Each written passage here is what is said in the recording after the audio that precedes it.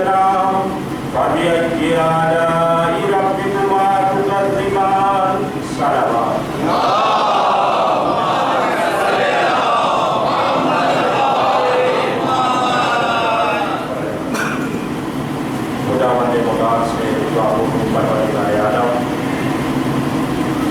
مرحومہ کے لیے اور مرحوم کے لیے اس مجلس سے اللہ تعالیٰ نے انعام دیا گیا ہے پروردگار عالم تم کو اللہ کی نعمت عطا فرمائے، ان کے گناہ کبیرہ اور صغیرہ معاف فرمائے اور ان کے جوان کی کو صبر جمیل عطا فرمائے، ان دعاؤں کی قبولیت کے لیے سلام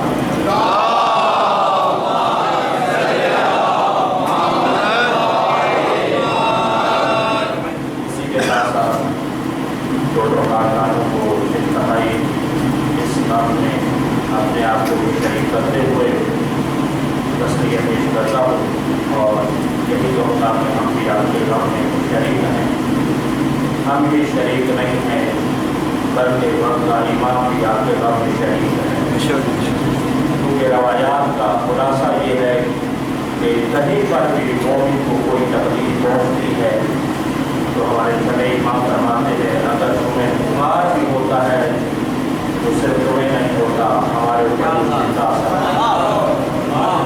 یقیناً آپ کے غم میں بلکہ امام بھی شریک ہیں اور دعا یہی ہے کہ پروردگار عالم آپ کے اس غم کو آخری غم قرار دے۔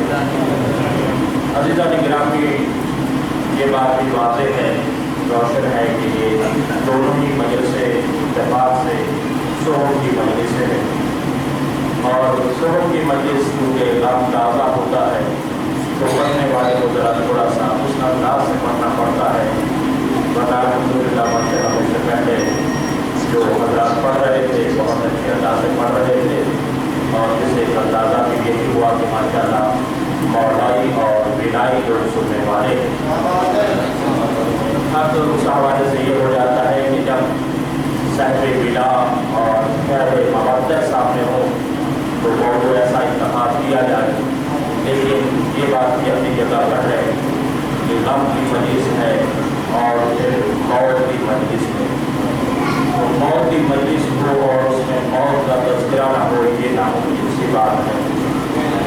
عزیزان گرامی، آپ کے سامنے جن آیات کی تلاوت کا شرف حاصل کیا گیا ہے بہت ہی عظیم ترین آیات ہے، سورہ رحمان کی آیت نمبر 36، 47 اور 28 کی تلاوت کرنے کا شرف حاصل کیا گیا۔ سورہ رحمان اپنی عظمتوں کے اعتبار سے بہت ہی عظیم سورہ ہے، جس کی عظمتیں فضیلتیں یہاں سے بھی اندازہ کی جا سکتی ہیں کہ جب یہ آغاز ہو رہا ہے الرحمن علم القرآن خلق الانسان علمہ البیان، یعنی اس سورہ کی عظمت یہیں سے اندازہ کر سکتے ہیں کہ اللہ کے نام سے یہ سورت شروع ہو رہی ہے۔ اس سورت کا آغاز لفظ رحمان سے ہو رہا ہے اور لفظ رحمان بات کو واضح کرنا چاہتا ہوں، قرآن کی دوسری آیت کی روشنی میں یہ ہے کہ لفظ رحمان اللہ کی صفت نہیں ہے، اللہ کا نام ہے۔ جیسے اللہ کا اللہ نام ہے اسی طرح سے رحمان بھی اللہ کا نام ہے، یعنی اللہ گویا کہ اپنے نام سے شروع کر رہا ہے، اپنی صفت کو بھی نہیں بیان کر رہا۔ اب یہ ہے کہ الرحمن علم القرآن خلق الانسان علمہ البیان۔ عزیزان گرامی، یہ سورت بہت ہی دل کو نورانیت بخشنے والی، بہت ہی معرفت والی سورت ہے اور اسی لیے آپ جانتے ہیں کہ خود اس کا پڑھنا عظیم ترین ثواب ہے اور خصوصاً مرحومین کے لیے بہت اجر بیان ہوا کہ اگر یہی سورت مرحومین کے سارے ثواب کے لیے اگر اس کی تلاوت کی جائے تو اس کا اجر عظیم بیان کیا گیا ہے۔ بہرحال یہ ہے کہ زندہ لوگوں کے لیے بھی اس کی عظمت عظیم ہے اور گزشتہ لوگوں جو گزر گئے ہیں ان کے لیے بھی یہ عظیم سورہ ہے اور اس کا آغاز عرض کیا ہے کہ الرحمن علم القرآن خلق الانسان علمہ البیان۔ یہ سورت انتہائی اس حوالے سے اہم ہے، دیکھیے ایک تو نام اس کا آپ نے یہ سنا کہ سورہ رحمان، اس کا ایک ایک نام اور بھی ہے جو معروف نہیں ہے لیکن وہ بھی سورت کا نام ہے. جیسے آپ جانتے ہیں کہ بعض سورتوں کے کئی نام ہوا کرتے ہیں, جیسے سورہ الحمد, فاتحۃ الکتاب, اور اسی طرح سے اور بھی بہت سارے نام ہیں. تو بہت ساری صورتوں کے ایسا بھی ہے کہ کسی کے 2 یا 3 اس سے زیادہ بھی نام ہیں. سورہ رحمان کا ایک نام ہے سورہ اعلیٰ, الف مدہ کے ساتھ. سورہ اعلیٰ یعنی نعمتوں والا سورہ, جس کے اندر اللہ اپنی نعمتوں کو مسلسل بیان کر رہا ہے, اور تقریباً 33 مقامات پر نعمتوں کو ذکر کرنے کے بعد فرماتا ہے فَبِأَيِّ آلَاءِ رَبِّكُمَا تُكَذِّبَانِ, تم اپنے رب کی کس نعمت کو بھولا ہوگا. اللہ کی نعمت عظیم نعمت ہے. سب سے پہلے بڑی نعمت ہماری ذات کی بات کر رہا ہوں, ہماری ذات کے لیے سب سے پہلی نعمت ہمارا وجود ہے, جس نے ہمیں عدم سے نکال کر وجود بخش دیا. یہ سب سے بڑی نعمت ہے ہمارے لیے. اور اس کے بعد جو کچھ بھی ہماری ضروریات زندگی تھی وہ ہمارے اس دنیا میں آنے سے پہلے اس کا انتظام کر دیا. اگر ہمیں کھانے کی ضرورت تھی تو کھانے کا پہلے انتظام, اگر ہمیں پینے کی ضرورت تھی تو پینے کا پہلے انتظام, اگر ہمیں ہوا کی ضرورت تھی تو اس کا پہلے انتظام. تو جیسے اللہ نے ہماری جسمانی ضروریات کو پورا کیا, ایسے ہی ہماری روحانی ضروریات کو بھی پورا کیا. اور وہ روحانی ضروریات کو پورا کرتے ہوئے اللہ نے ایک نہیں بلکہ 1,24,000 انبیاء کو بھیجا اور 14 معصومین کو بھیجا, تاکہ انسان جو مجموعہ ہے 2 چیزوں سے, ایک ہے جسم اور ایک ہے روح. لہذا دونوں کی ضرورت کو پورا اللہ نے ہماری خلقت سے پہلے کیا. ہماری خلقت بعد میں ہوئی ہے لیکن اس ضرورت کو پورا کرنے کے لیے اللہ نے پہلے انتظام فرمایا ہے. اور یہ سورت نعمتوں والا سورہ ہے. اور پھر یہ ہے کہ الرحمن علم القرآن, رحمان کہ جس نے قرآن کی تعلیم دی. توجہ کریں, جس نے قرآن کی تعلیم دی. تعلیم دینے والا یہاں پہ کون ہے؟ غور فرمائیں. یہ ہمارے لیے بہت بڑا اعزاز ہے. عام طور پر ہم کیا سمجھتے ہیں کہ اگر ہمارا بچہ یا ہمارا کوئی عزیز کسی بڑے صاحب علم کے پاس جاتا ہے تو ہمیں خوشی ہوتی ہے, ہم دنیا والوں کو بتاتے ہیں. اگر دنیاوی بات کی جائے تو یہ ہے کہ ہمارا بچہ فرض کرے ملک سے باہر پڑھنے گیا ہے, اعلیٰ تعلیم کے لیے گیا ہے, یا فلاں ڈاکٹر صاحب کے پاس جاتا ہے, یا فلاں مولانا صاحب کے پاس جاتا ہے, تو ہمیں بہت بڑا اعزاز محسوس ہوتا ہے. لیکن پھر آخر یہ ہے کہ جس کے پاس بھی ہم بھیجتے ہیں وہ ہم جیسا ہی ہوتا ہے, ہماری طرح کا ہی ہوتا ہے. بالآخر وہ بھی ہم جیسا ایک انسان ہی ہوتا ہے. لیکن اللہ نے یہاں پر عظمت انسان, اللہ یہاں پر عظمت انسان کو یوں بیان کر رہا ہے الرحمن علم القرآن خلق الانسان. یہاں پر انسان غور کرے کہ معلم خدا کی ذات ہے اور متعلم انسان ہے. یعنی تعلیم دینے والا کون ہے؟ انسان ہے. اور تعلیم دینے والی ذات مخلوق نہیں ہے, وہ خالق حقیقی ہے جو انسان کا استاد ہے. یہ عظمت واضح و روشن ہوئی. الرحمن علم القرآن خلق الانسان, اور پھر اللہ نے انسان کو خلق کیا. تو یہاں پر علماء مفسرین نے گفتگو کی ہے کہ خلقت کا ظاہری طور پر تعلق کیا ہوتا ہے.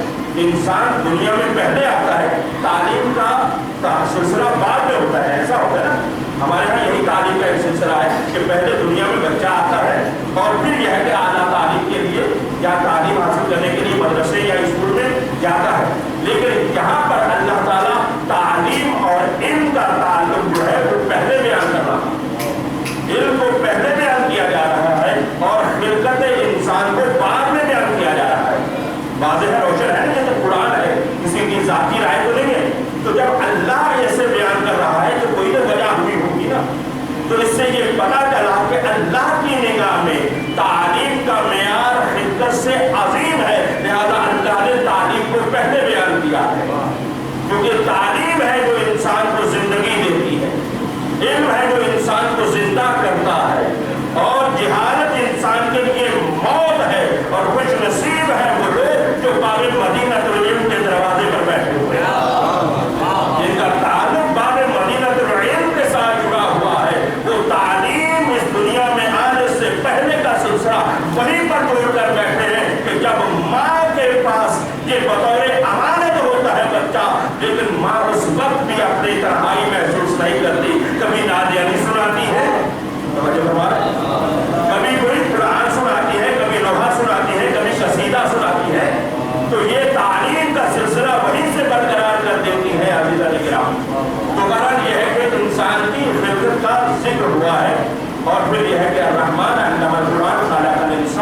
علمہ البیان، اور پھر یہ ہے کہ اسے بیان جیسی نعمت سے نوازا ہے۔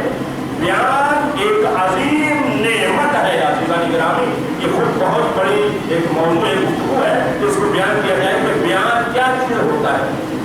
بیان ایک ایسی قوت اور طاقت کو کہا جاتا ہے جو حق اور باطل میں فرق کر سکے، یعنی حق کیا ہے اور باطل کیا ہے جو ان کے درمیان فرق کر سکے، اسے بیان کہا جاتا ہے۔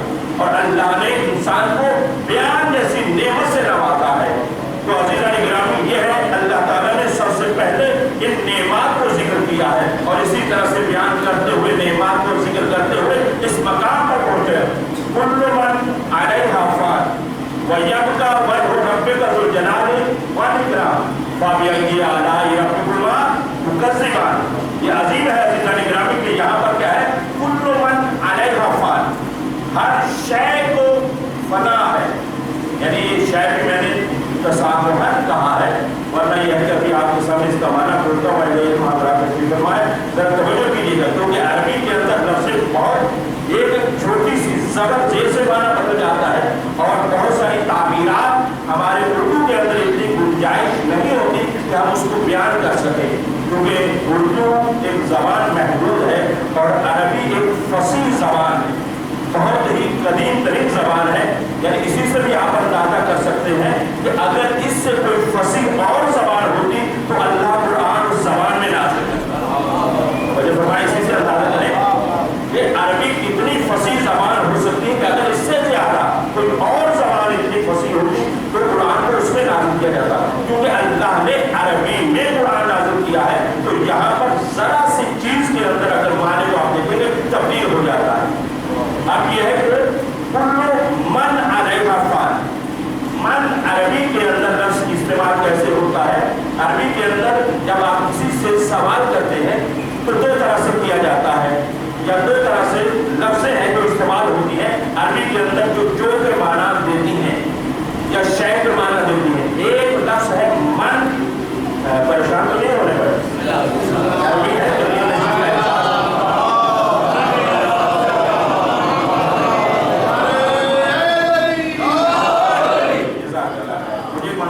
لے جانا ہے انشاءاللہ تعالیٰ، آپ تھوڑا سا محبت فرمائیں گے۔ وہ یہ ہے کہ عربی کے اندر دو لفظ استعمال ہوتے ہیں، ایک ہے لفظ من اور ایک ہے لفظ ما۔ ما استعمال ہوتا ہے کہ جو شے بھی، شے کے معنی میں استعمال ہوتا ہے کہ کوئی بھی شے ہے اس کے لیے لفظ ما استعمال ہوتا ہے، اور من کا لفظ یہ ہے کہ صاحبان عقل کے لیے استعمال ہوتا ہے۔ لیکن میں ایک سفر کرنا چاہ رہا ہوں، توجہ رہے، وہ یہ ہے کہ عربی کے اندر دو لفظ عرض کیا ہے، ایک لفظ ہے من اور ایک ہے لفظ ما، کیونکہ یہ مجلس سے ترغیب ہے، اس وجہ سے میں اسی طرف دے سکتا ہوں، دینے جا رہا ہوں، ورنہ یہ ہے کہ بہت سارے اور بھی مثالیں دی جا سکتی ہیں۔ دیکھیں یہ ہے کہ جب جاندار شے کے لیے جب کبھی ذکر کیا جاتا ہے تو وہاں پر بھی یہ ہے کہ استعمال ہوتا ہے۔ آپ جب قبرستان میں جاتے ہیں تلقین پڑھتے ہیں تو وہاں پر یہ ہے کہ لفظ آتا ہے من کتاب ہوگا، آپ کی کتاب کون سی ہے، ماں کے ساتھ استعمال کیا جاتا ہے، لیکن اسی کے ساتھ یہ ہے کہ یعنی آپ کی کتاب کون سی ہے، لیکن یہ ہے کہ دوسرے مقام پر جب پہنچتے ہیں تو وہ یہ ہے کہ من ربوں کا، تمہارا رب کون ہے۔ ایک لفظ استعمال ہوتا ہے ماں اور ایک ہوتا ہے من۔ عربی کے اندر دیکھیے پوری ذہن میں رہے، نوجوان توجہ کیجیے گا، صاحبان نے علم و معرفت تشریف فرما ہے اس کے اوپر کہ یہ ہے کہ عربی کے اندر جو زبان ہے خصوصیت کے ساتھ جو بھی زبان ہوتی ہے اس کے اندر فرقہ واریت نہیں ہوتی، وہ فرقہ واریت سے پاک ہوتی ہے۔ تو اس وجہ سے یہ ہے کہ کوئی بھی زبان ہو عربی کے اندر بھی یہ خصوصیت موجود ہے، تو کوئی فرقہ واریت کی بیان ہی نہیں کرتی، جو اس کے اندر اس کا اپنا اصلی معنی ہے اسی کو وہ بیان کرتی ہے۔ تو عربی کے اندر لفظ میں نے آپ کے سامنے آپ تحقیق کر سکتے ہیں، پوچھ سکتے ہیں، اگر کہیں گے باتیں اس کو بیان کر سکتے ہیں۔ میں نے عرض کیا ہے کہ ایک لفظ ہے من اور ایک ہے لفظ ما۔ ما لفظ عموم کا ہے، عام ہے، ہر ایک انسان اور غیر انسان کے لیے بھی استعمال کیا جاتا ہے، بات ہے ہر شے کے لیے استعمال کیا جا سکتا ہے، لیکن لفظ من جو ہے وہ ہر شے کے لیے استعمال نہیں ہوتا، بلکہ یہ کس کے لیے استعمال ہوتا ہے۔ آپ عربی میں تو اس معنی کو فوراً آپ دیکھ سکتے ہیں، وہ یہ ہے کہ عربی کا معنی لفظ من عقل والوں کے لیے استعمال ہوتا ہے۔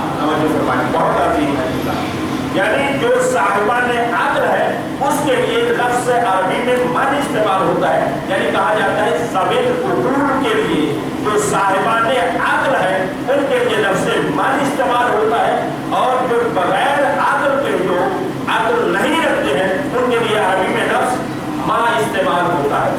اور تھوڑا سا آپ کو تصدیق کر دوں، آپ توجہ کیجیے، میں نے کہا کہ اردو مجلس سے ترہیم لیکن ایک جملہ ہدیہ کرنا چاہ رہا ہوں، تو یہ ہے کہ لفظ من، توجہ کریں، لفظ من کس کے لیے استعمال ہوتا ہے؟ توجہ فرمائیں گے سارے جو صاحب لفظ ہے، میں ان سے زیادہ توجہ کی تعلیم نہیں ہے، صرف باقی لوگوں سے توجہ چاہتا ہوں۔ تو یہ ہے کہ من کس کے لیے؟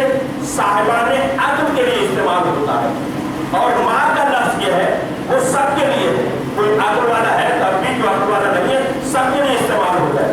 اب یہ ہے کہ عربی کے اندر لفظ من ہے، اور من کو اور نزدیک کر کے اگر دیکھنا چاہے تو وہ یہ ہے کہ آپ پیغمبر کے اس فرمان کو جس کو آپ بچپن سے سنتے ہوئے جوان ہو گئے اور ضعیف ہو گئے، بوڑھے ہو گئے، لیکن ایمان ابھی بھی الحمدللہ جوان ہے، اس ایمانی جذبے کے ساتھ یہ کہنا چاہتا ہوں۔ اور دیکھیے گا، ذرا ملاحظہ کیجیے گا، آپ نے بہت بڑی تقریریں سنی ہوں گی لیکن جملے کو توجہ کیجیے گا، وہ یہ ہے کہ پیغمبر نے ارشاد یہ نہیں فرمایا کہ جس جس شے کا میں مولا ہوں، پیغمبر نے یہ نہیں فرمایا کہ جس جس شے کا میں مولا ہوں، فرمایا ہے من کنت مولا، یعنی کیا مطلب ہے؟ مطلب یہ ہے کہ جس جس صاحب عقل کا میں مولا ہوں،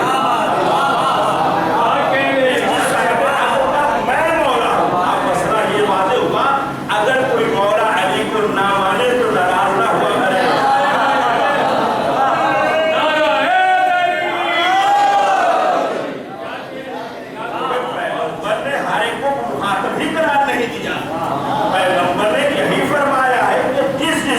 صاحب عقل کا میں مولا ہوں، من کا لفظ استعمال ہوا ہے، جس جس صاحب عقل کا میں مولا ہوں، علی اس کے مولا ہے۔ اب دنیا میں تلاش کرو صاحبان عقل کون ہے، اور پھر دنیا میں جا کر یہ نہ ڈھونڈیے گا تو اس کے پاس فلاں یونیورسٹی کی سند ہے، ڈگری ہے، فلاں ملک سے پڑھ کر آیا ہے، فلاں یونیورسٹی سے پڑھ کر آیا ہے، یا کسی بڑے مدرسے سے پڑھتا ہے، بس علی کی بنا کو ان کے سامنے پیش کرنا،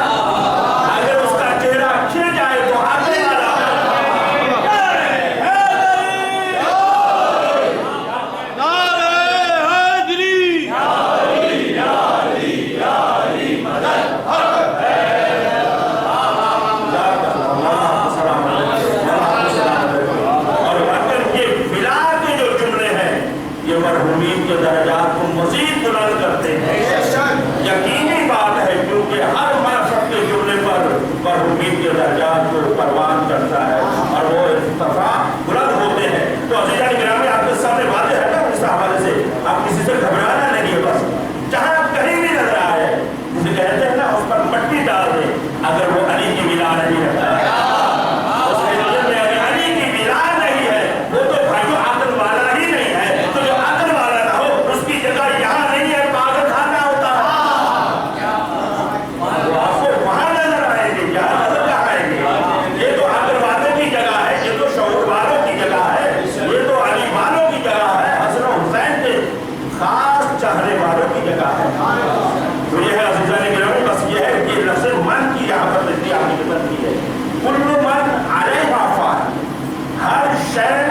یعنی جو میں نے فرق کیا کہ وہ تعبیر تصور کی ہے، ورنہ یہ ہے کہ جو بھی صاحب عقل ہے، اب تھوڑا سا دقیق معنی کرنے جا رہا ہوں، اب جو بھی صاحب عقل ہے اسے فلاح ہے، کل من علیہ فان ویبقى وجہ ربک ذو الجلال والاکرام، ہر جو بھی صاحب عقل ہے، میں دقیق معنی یہی کر رہا ہوں کہ جو بھی صاحبان عقل ہے اسے فلاح ہے۔ اب اگر اسی کو اور طریقے سے دیکھنا چاہے تو قرآن کی دوسری مقام پر بھی ہے کہ کل شیء ہالک، ہر شے کو ہلاکت ہے، الا وجہہ، یعنی جو شے ہے اسے ہلاکت ہے اور جو صاحب عقل ہے اسے فلاح ہے۔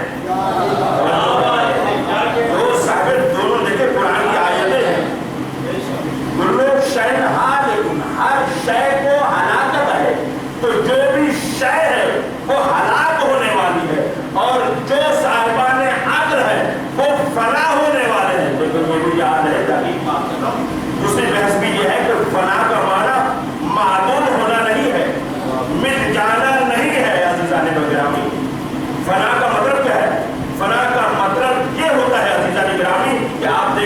کہ اگر کوئی شے یہ چاہتی ہے کہ وہ ہمیشہ کے لیے باقی رہے، ہمیشہ کے لیے باقی رہے، تو اسے فنا ہونا پڑتا ہے۔ یہ مشاہدات ہیں، مجھ سے بہتر آپ لوگ جانتے ہیں، صاحبہ نہیں، وہ یہ ہے کہ جو شے بھی باقی رہنا چاہتی ہے اسے فنا ہونا پڑتا ہے، اور بقا کا دار و مدار ہی فنا پر ہے۔ کوئی شے پہلے فنا ہوتی ہے تو بقا پاتی ہے، اور اگر کوئی شے فنا نہیں ہوتی تو بقا بھی نہیں پاتی ہے۔ دیکھیے اتنے سادہ سی مثال ہے، آپ گندم کا دانہ لے لیجیے، گندم کا دانہ آپ سے مراد جو بھی کسان ہے، آپ جانتے تو ہے نا زمین کے لوگوں، جب کسان اس کو زمین میں بوتا ہے اور زمین میں بونے کے بعد یہ ہے کہ گیہوں دانہ اپنے آپ کو زمین کے سینے میں اور دھرتی کے سینے میں جب فنا کرتا ہے تو لہلہاتا ہوا پودا بنتا ہے،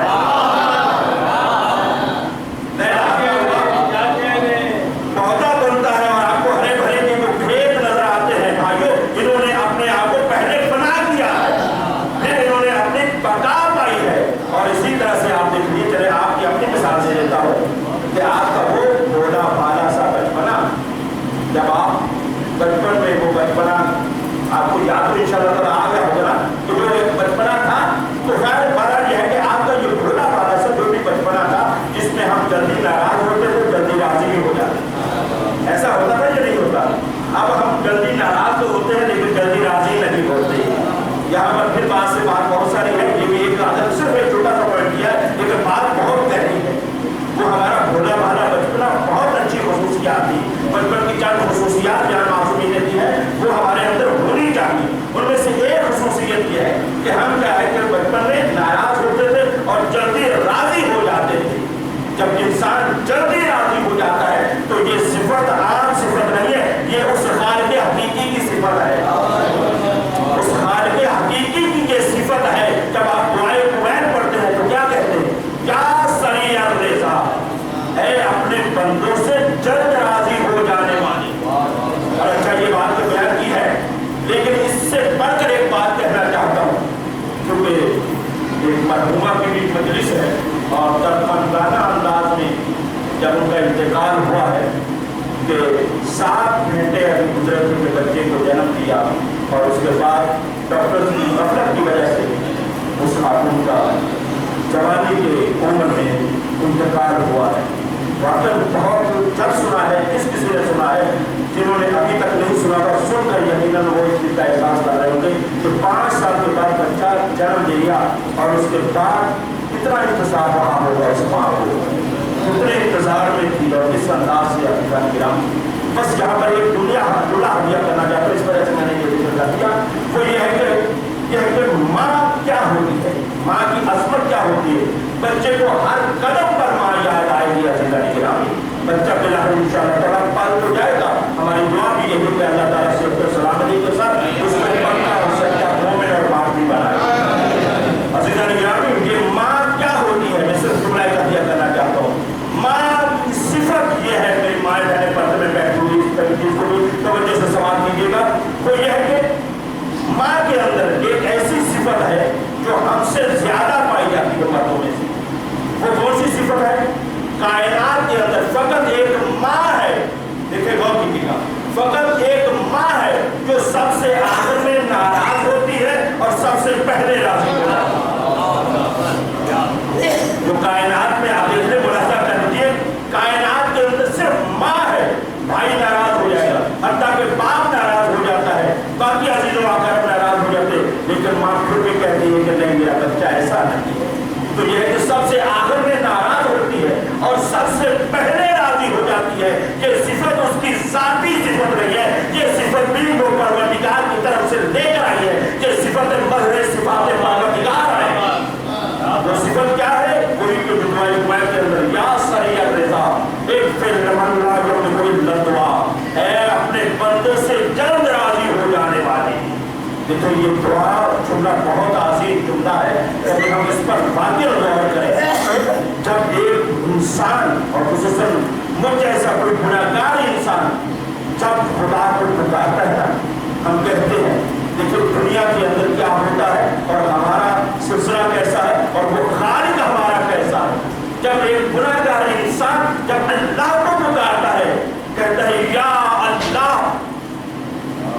مرتبہ وہ خالق ہو کر یہ کہتا ہے جی میرے بندے، جی میرے بندے. اور جب انسان یہ کہتا ہے کہ پروردگار تو میرا خالق حقیقی ہے، تو وہ خالق یہ کہتا ہے کہ تو مجھ سے دور ہو گیا تھا، میں تو تجھ سے دور نہیں تھا.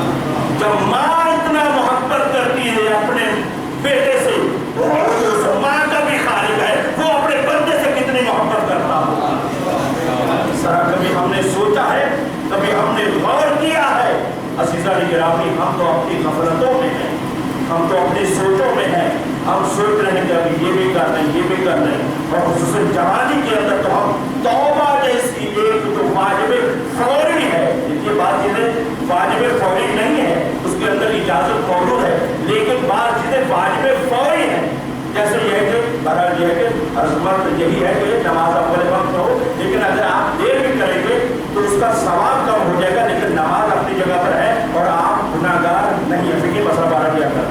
لیکن اگر خدا نخواستہ مسجد کا کوئی حصہ کسی نے نجس کر دیا ہو، جیسے کہ ہو گیا ہو، تو اس کو پاک کرنا فوری ہے. اور اگر کوئی پاک نہیں کرے گا اور حتیٰ کہ نماز بھی پڑھے گا تو گناہگار ہو جائے گا. تو آپ نے دیکھا کہ یہ کس طرح سے. تو اسی طرح سے توبہ بھی یہ ہے کہ انسان کے اوپر واجب فوری ہے، اور ہم کیا ہے کہ سوچتے رہتے کہ بھی. اور ایک بڑا عظیم سا ہم تقریر بنا لیتے ہیں کہ ہم یہ سمجھتے ہیں کہ موت اسی کو آنی تھی جس کو ہم نے کاٹا دے کر قبرستان تک پہنچایا، شاید ہمیں کچھ نہیں ہونا تھا. جبکہ یہ ہے کہ موت ایک ایسی حقیقت ہے کہ جو نہ جوان دیکھتی ہے نہ بوڑھا دیکھتی ہے. کہیں پر بچے کو چھوڑ جاتی ہے تو ماں کو لے جاتے ہیں، کہیں پر ماں کو چھوڑ جاتی ہے تو بچے کو لے جاتے ہیں. تو موت کا کوئی اپنا وقت مقرر نہیں ہے، بلکہ یہ ہے کہ کہا گیا ہے، قرآن کی آیت ہے، وہ اس حوالے سے یہ ہے کہ موت ایسی ایک حقیقت کا نام ہے کہ تم جہاں پر بھی ہوگے موت تمہیں پا دے گی، موت تمہیں ملاقات کرے گی. عزیزان گرامی، موت ایک واقعہ ایسی حقیقت آپ بہتر سمجھتے ہیں کہ موت ہی تو ایک واحد حقیقت ہے جس کا کوئی بڑے سے بڑا بھی انکار نہیں کر سکتا. چاہے وہ فلاسفر ہو، چاہے وہ سائنسدان ہو، چاہے وہ ڈاکٹر ہو، کوئی بھی ہو، لیکن یہ ایک ایسی حقیقت ہے جب انکار نہیں آتا تو پھر توبہ کو تاخیر نہ کی جائے، دیر نہ کی جائے. یہ مجلس اصل میں جانے والا ہمارے لیے ایک انتظار کر کے جاتا ہے کہ دیکھو میں تو جا رہا ہوں، لیکن تمہیں موت یاد دلا کے جا رہا ہوں. موت یاد دلائی جاتی ہے، اس کا مطلب یہ ہے کہ ابھی بھی وقت ہے، نہ جانے کب ناگہانی موت آ جائے. تو پھر یہ ہے کہ وقت بھی ہمارے پاس توبہ کرنا بچے. تو عزیزان گرامی یہ ہے کہ ہمیں موت جیسی حقیقت کو ہمیشہ یاد رکھنا چاہیے. تو بہرحال اپنی خدمت میں یہی عرض کر رہا تھا، کل من علیہا فان ویبقی وجہ ربک ذو الجلال والاکرام. ہر شے کو فنا ہے. تو بس عرض کیا تھا کہ جیسے عرض کیا کہ آپ کہ ہمارا بچپنا فنا ہوا تو ہم جوانی میں آئے، جوانی فنا ہوئی تو بڑھاپا آتا ہے، بڑھاپا فنا ہوتا ہے تو انسان اس دنیا سے فرق کرے. عام طور پر تبھی دور کی بات کر رہا ہوں، اس دنیا سے رخصت ہو جاتا ہے. یہ ہے کہ ہر شے یا جو بھی ہے کہ فنا ہوتی ہے تو بقا پاتی ہے. لیکن یہ ہے کہ جب فنا ہی ہونا ہے تو پھر فنا کہاں پر ہونا چاہیے. بس یہ بھی میں جملے کو بس یہ تمام کرتا ہوں. یعنی فنا تو یقینی بات ہے، کلو من علیہا فان، ہر شے کو فنا ہونا ہے. یہ بات تو قرآن کا فیصلہ ہے اور الگ فیصلہ ہے، اس میں کسی کو انکار نہیں ہے. فنا تو ہونا ہی ہے. تو پھر انسان اپنے آپ کو کہاں فنا کرے، انسان کو اپنے آپ کو کہاں فنا کرنا چاہیے. تو جب ہر شے کو فنا ہونا ہے یا ہر طریقے سے فنا ہو جانا ہے اور پھر اس کے بعد بقا پانا ہے، تو جہاں پر ہمیشہ باقی رہنا ہے ہمیں فکر وہاں کی ہونی چاہیے. جہاں کی فکر کہاں کی ہونی چاہیے، وہاں کی ہونی چاہیے کہ جہاں پر ہمیشہ باقی رہنا ہے. تو یہ ہے کہ جب فنا ہونا ہے تو فنا انسان کہاں پر ہے. دیکھیے میں اگر سادہ سے مثال دوں تو اور بھی واضح ہو جائے گا. وہ یہ ہے کہ اگر آپ بارش کا قطرہ تصور کریں یا پانی کا قطرہ جو بھی، اگر آپ خشک مٹی پر ڈالتے ہیں تو وہ پانی کا قطرہ کتنی دیر تک اپنا وجود باقی رکھ سکتا ہے. سوال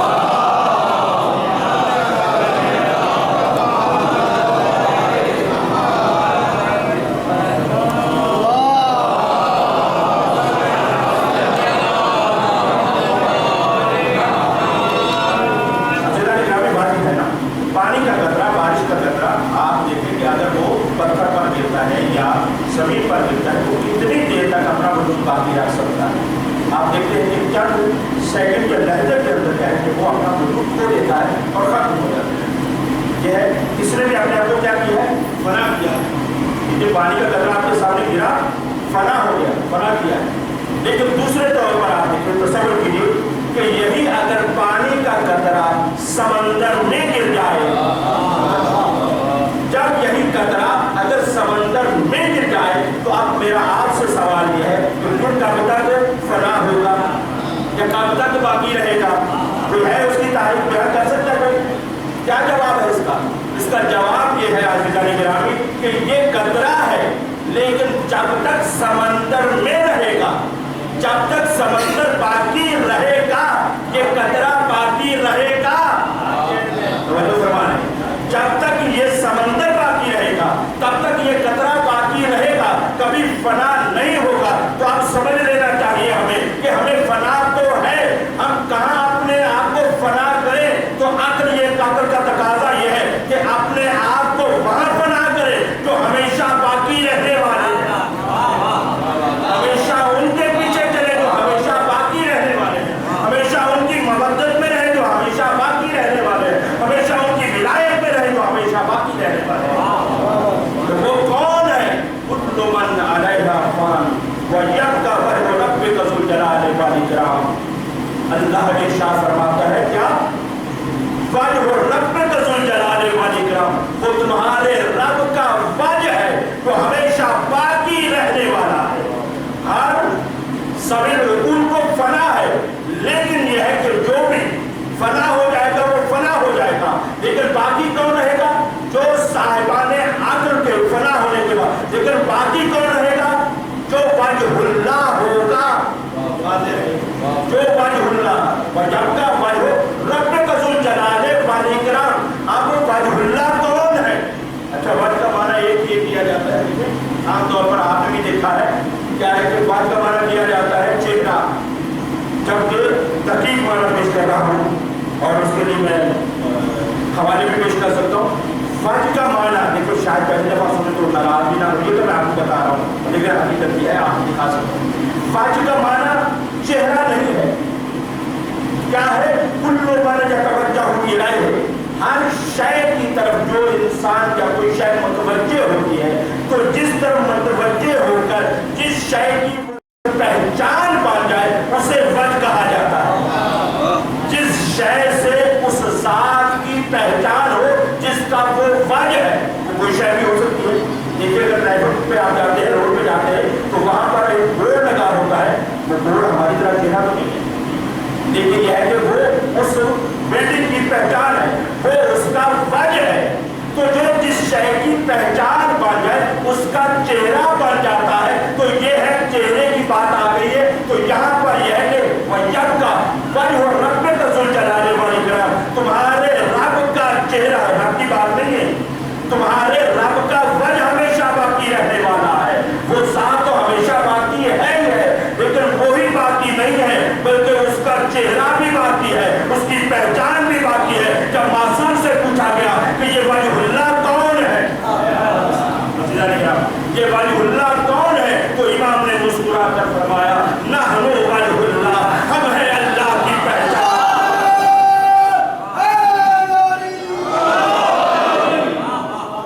ہم ہیں اللہ کی پہچان. ہم نے تسبیح کی تو فرشتوں نے تسبیح کرنا سیکھا، ہم نے تقدیس کی تو فرشتوں نے تقدیس کرنا شروع کی. ہمارے نام پر انبیاء کو نبوتیں ملتی رہی، اولیاء خدا کو ولایتیں ملتی رہی. یہ ہم وہ ہستیاں ہیں، معصوم یہ ارشاد فرما رہا ہے. اور اسی طرح سے یہ ہے کہ دیکھیے عزیزان گرامی کیسے وجہ کا عنوانہ سن لیا ہے.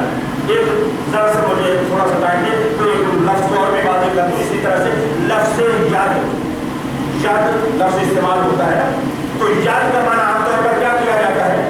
ہاتھ کیا جاتا ہے. لیکن جب آپ یہاں پر بیٹھے ہوتے ہیں، مثال دے دیتا ہوں، تو عام طور پر کیا ہوتا ہے، کہا جاتا ہے کہ یہ فلاں میرا کام، کہا کہ اس کے تو بائیں ہاتھ کا کام ہے، بیٹھے یہاں پر ہے، ہاتھ اس کا یہاں پر ہے، لیکن وہ کال کرتے ہیں کام ہو جاتا ہے. کہتے ہیں نہیں، تو ہاتھ تو یہاں ہے. مطلب کیا ہے؟ ید کا معنی عربی کا جو دقیق معنی کو پیش کرتا ہے.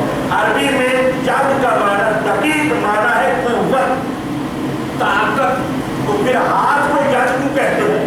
واضح ہے مسئلہ یہ ہے کہ ہاتھ کو پھر ید کیوں کہا جاتا ہے؟ ہاتھ کو اس وجہ سے ید اور ہاتھ کہا جاتا ہے یعنی کیونکہ انسان کی جو طاقت حساس ہے، جو اہم ترین انسان کی طاقت ہے، وہ کیونکہ ہاتھ سے ظاہر ہوتی ہے، کیونکہ ہاتھ سے ظاہر ہوتی ہے. اس وجہ سے اس ہاتھ کو یعنی اس طرح سے اس پنجے کو کیا کہا جاتا ہے؟ ید کہا جاتا ہے. اب یہ ہے کہ آپ دیکھنا یہ ہے کہ ہم جب کہتے ہیں کہ وہ یاد اللہ ہے تو یاد اللہ کا مطلب کیا ہے؟ اگر تو یہی ہاتھ مراد ہے تو اس کا مطلب یہ ہے کہ جب اگر یہ ہاتھ ہوگا تو پھر بازو بھی ہوگا، بازو ہوگا تو کانٹا بھی ہوگا، کانٹا ہوگا تو سینہ ہوگا، سینہ ہوگا تو کوئی جگہ ہوگی جہاں خدا بیٹھتا ہوگا نعوذ باللہ. تو آپ نے اگر آپ اس چیز کے قائل ہو گئے کہ جب بہت سارے لوگ اس چیزوں کے قائل ہیں جس کی وجہ سے وہ مسائل کا شکار ہوئے، لیکن یہ کہ الحمدللہ ہمارے یہاں ایسا مسئلہ نہیں ہے کیونکہ اللہ کی ذات جسم و جسمانیت سے پاک ہے. تو پھر اس کا ید کیا ہے؟ یہ ہمارا ہاتھ نہیں ہے عزیزان گرامی، ید کا معنی قوت ہے. اب دیکھو پوری کائنات کے اندر اللہ تعالیٰ جو بھی کام کرتا ہے وہ اپنی قدرت کاملہ کے ذریعے سے کرتا ہے. اب کائنات میں ڈھونڈو کہ اللہ تعالیٰ کا ید کون ہے؟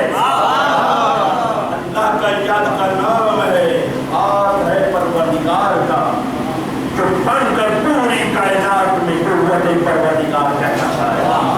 یہ ہے عزیزان گرامی کہ جن کے نام پر ہم چلتے ہیں تو یہی بقا پاتے ہیں. عزیزوں بس چلتے چلتے بس اس منزل پر آ گئے. صرف اتنا ہی کہنا چاہوں گا عزیزوں، کیونکہ رب کے مسائل کے لیے بہت کچھ کہا جا سکتا ہے، لیکن ایک جملہ کہنا چاہتا ہوں اور وہ خطابت کا نہیں ہے بلکہ ترک کا جملہ. وہ یہ ہے عزیزوں، جو اللہ نے اہل بیت کو عطا کیا ہے نا اسے فضائل کہتے ہیں، اور جو امت نے دیا ہے انہیں مسائل کہتے ہیں. سب سے پہلے تو دونوں گھروں کو پرسہ دوں اور پرسہ دینے کے بعد یہ کہوں کہ میں آپ کس کے مسائل کہوں. اگر اس بزرگ کو مد نظر رکھتا ہوں تو مولا حسین سامنے کھڑے ہیں، اور اس خاتون کو اگر مد نظر رکھتا ہوں تو جناب سیدہ کے مسائل بھی یاد آ جاتے ہیں.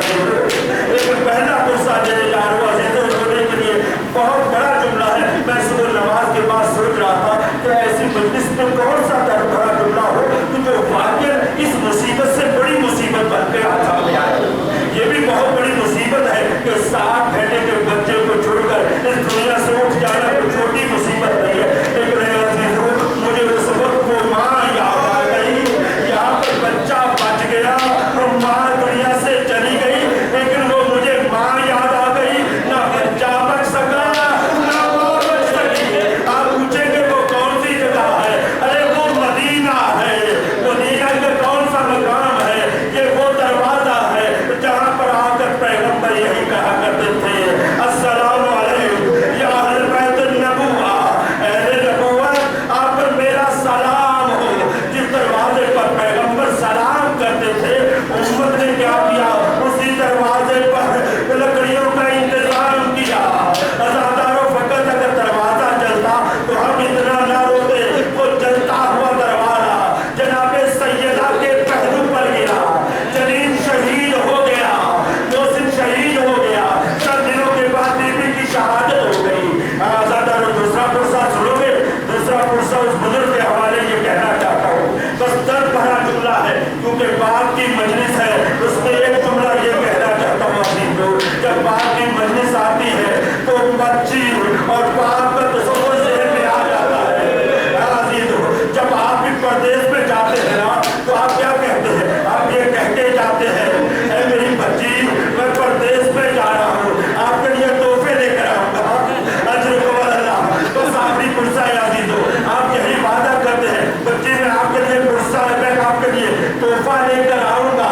لیکن یہ بچی جو کربلا میں ایک بچی جب باپ کے سامنے آئی تو ایک جملہ کہا، بابا جان آج تسلامتن موت. بابا کیا آپ سچ مچ مرنے جا رہے ہیں؟ بابا کیا آپ سچ مچ مرنے جا رہے ہیں؟ یہ کہنا تھا. ایک دفعہ میرے مولا نے پلٹ کر کہا، اے میری بچی وہ باپ جی کر کیا کرے گا، وہ انسان جی کر کیا کرے گا جس کا اکبر مارا گیا، جس کا عباس مارا گیا، جس کا محمد مارا گیا. لیکن اے آزادارو پھر مل کر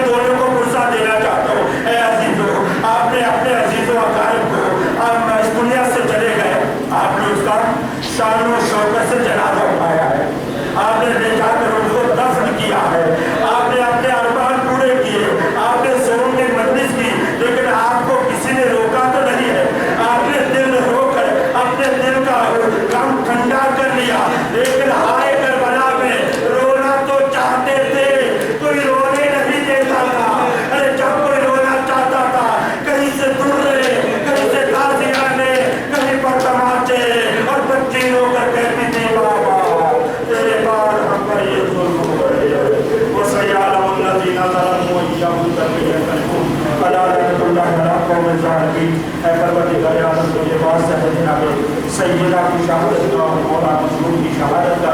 پروردگار عالم مرحوم والا یہ مجھے عطا فرما. یا الہی بنت معصومین علیہ السلام.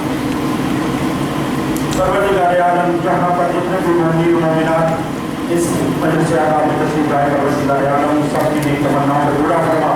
ان سب کی عطاواریوں کا نگاہ کرنے کو منظور فرما. پروردگار عالم ہمیں طول معرفت مزید عطا فرما.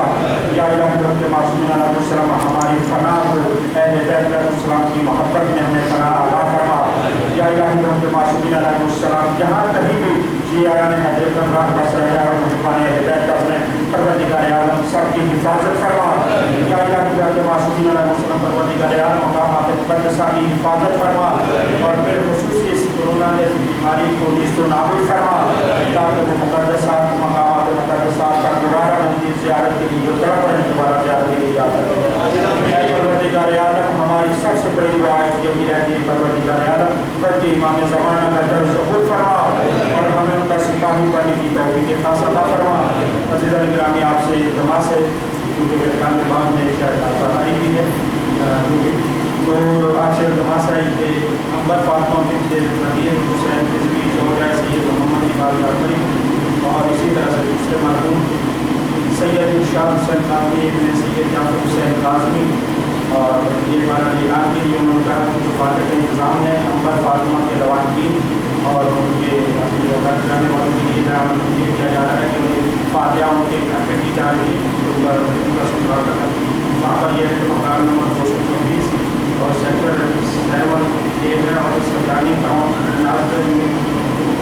نیو سرجانی کھانا یہ ہمارا انہوں نے کہا ہے اعلان کر دیا سے تو آپ وہ ہیں پروردگار عالم سب کو آ جائے یہ جگہ